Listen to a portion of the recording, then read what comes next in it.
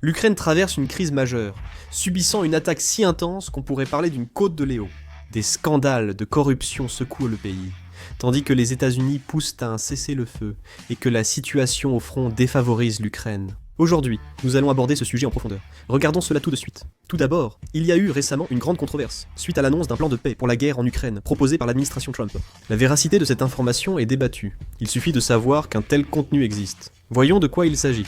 Ce plan de paix comprend 28 points, répartis en 4 parties. Paix en Ukraine, garantie de sécurité, sécurité européenne et relations futures entre États-Unis, Russie et Ukraine.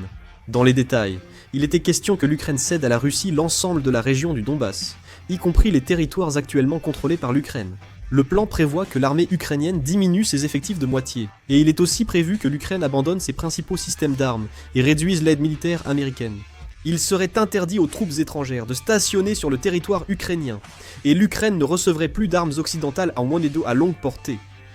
Voilà le plan de paix proposé pour mettre fin à la guerre en Ukraine. Comme prévu, le gouvernement ukrainien a refusé après la révélation par les médias.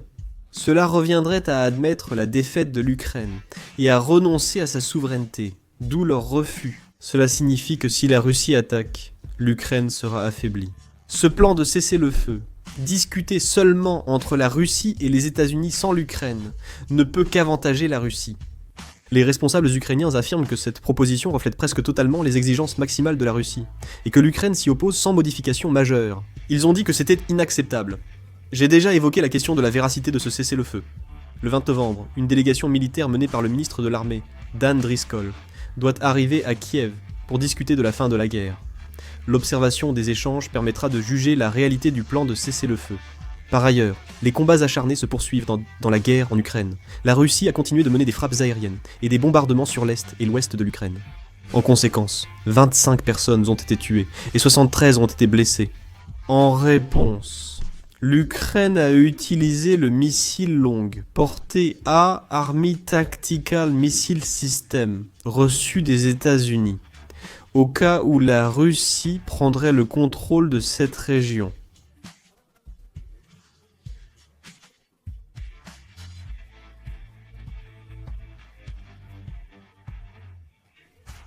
Cela rapproche la Russie de son objectif de contrôler tout le Donbass, incluant Donetsk et Louhansk à l'est de l'Ukraine. Pokrovsk, base logistique clé pour l'approvisionnement de la région de Donetsk. Bien sûr, Pokrovsk a perdu de sa valeur stratégique, car elle a été réduite en ruines par les bombardements et les frappes aériennes incessantes. La prise de Pokrovsk établirait une tête de pont, d'où des combats acharnés depuis plus d'1 an entre les deux camps. Cependant, face aux attaques continues de l'armée russe, l'Ukraine n'a pas pu résister.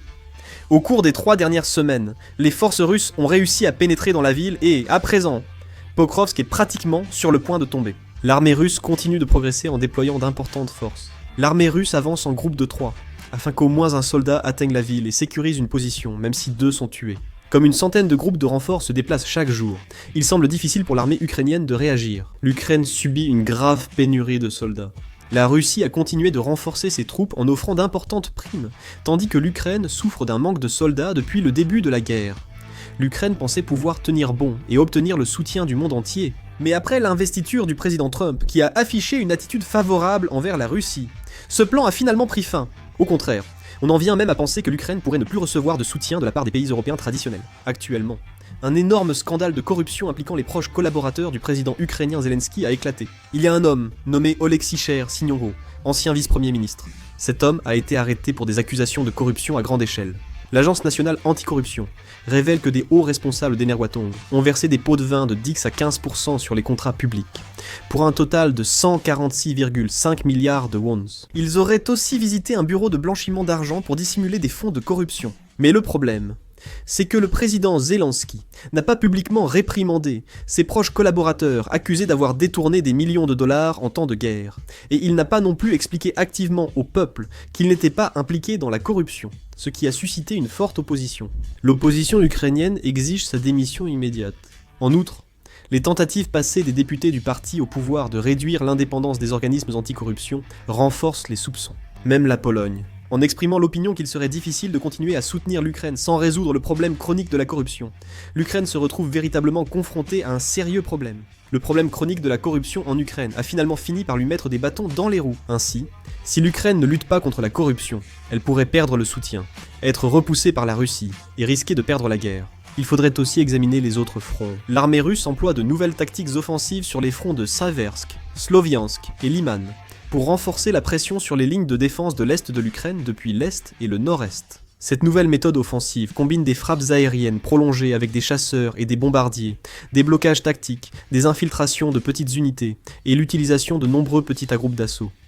Cette tactique a d'abord été testée lors de la bataille de Pokrovsk. Des sources Open Source Intelligence du 18 novembre confirment l'infiltration du sud et de l'est de Siversk par la brigade limite. Cependant, la ligne de front et le contrôle du terrain restent inchangés. Au sein de l'armée russe, certains analystes estiment que cette infiltration pourrait être une préparation pour reproduire la bataille de Pokrovsk à Siversk. Le ministère russe de la Défense a déclaré avoir pris une zone au nord-ouest de Siversk, grâce à une diversion et à des drones vus à la première personne, indiquant que cela permettrait de couper la route T-0513, reliant Liman à Siversk. Cependant, aucune vidéo ne vient étayer ces affirmations pour l'instant, et la partie ukrainienne a déclaré avoir déjà empêché l'accès à cette route. Il faut encore observer de près cette situation. L'armée ukrainienne estime que les forces russes n'effectuent pas des infiltrations répétées par Tabili, par petits groupes de 1 à 3 soldats, en direction de Siversk, rassemblant discrètement des troupes, et qu'elles préparent une attaque de plus grande envergure en hiver, lorsque le sol gelé facilitera le déplacement des machines et des forces.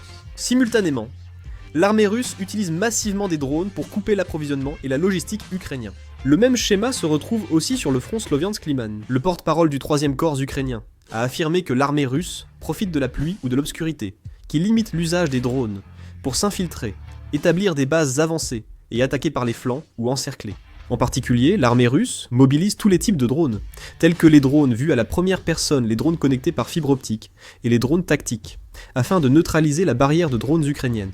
Elle coupe les lignes d'approvisionnement, coordonne les bombardements, puis lance des assauts selon cette méthode. L'Institut d'études de la guerre des États-Unis a analysé que l'armée russe a obtenu des résultats initiaux significatifs en poursuivant ses opérations d'infiltration, après avoir réussi à affaiblir les lignes d'approvisionnement ukrainiennes sur le front de Pokrovsk.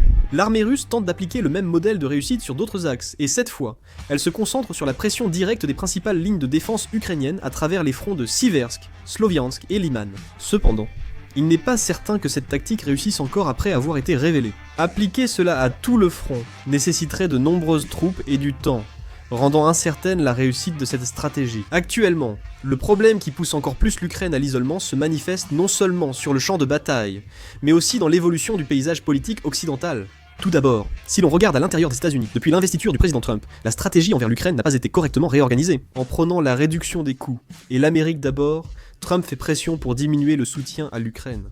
À chaque fois, selon la situation. Il arrive que les États-Unis soutiennent l'Ukraine, mais parfois, ils ne le font pas. Cette situation pèse lourdement sur l'Ukraine, qui doit gagner du temps, tandis qu'en Europe, la situation est pire. La Pologne modifie son soutien à l'Ukraine en raison de mécontentements internes et de questions de sécurité. La Pologne était l'un des principaux pays de soutien au début de la guerre, mais aujourd'hui, elle réduit la fourniture de munitions et d'armes, tout en renforçant une stratégie axée sur ses propres intérêts. Ici, la Hongrie s'oppose ouvertement au soutien à l'Ukraine et freine la prise de décision en matière de sécurité de l'Union européenne. Au sein de l'Union européenne, l'accumulation du fardeau financier et de la lassitude rend de plus en plus difficile la mise en œuvre de sanctions plus strictes ou d'un soutien militaire accru. L'Allemagne se montre prudente en raison de son instabilité politique, tandis que la France, défendant une stratégie européenne autonome, marque un éloignement des États-Unis.